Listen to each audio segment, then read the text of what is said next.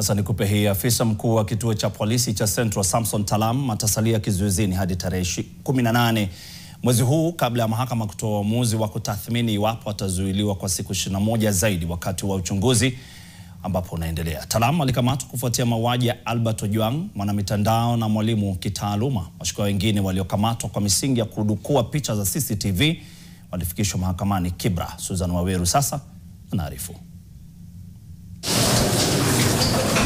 Mapema asubuhi, Talam chini ya ulinzi wa maafisa wa polisi alifika mahakamani Milimani.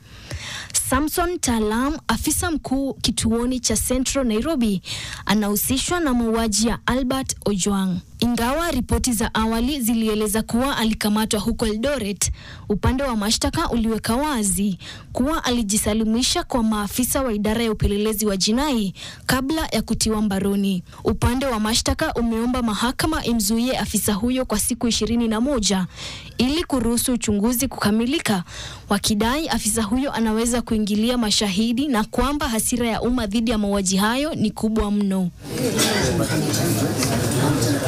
Hata hivyo, kupitia wakili wake, afisa huyo alipinga vikali kuendelea kuzuiliwa, akidai kuwa ana haki ya dhamana na kwamba hana nia yoyote ya kuathiri mwelekeo wa uchunguzi.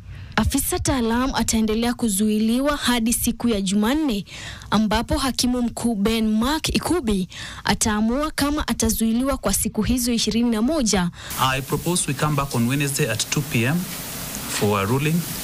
Hadi uchunguzi utakapokamilika na kama ataweza kuachiliwa kwa dhamana. Afisa wa polisi James Mukwana pia alifikishwa mahakamani Milimani. Wakati hayo yakiendelea Milimani, washukiwa wawili waliokuwa karibu na kituo cha Central wakati wa tukio hilo, Jean Amitol na Collins Karani, wamefikishwa mahakama ya Kibera. Kwa msingi wa usalama wao na kutoa nafasi kwa uchunguzi wa IPOA, mahakama iliagiza wazuiliwe kwa siku 14. Susan Waweru, NTV.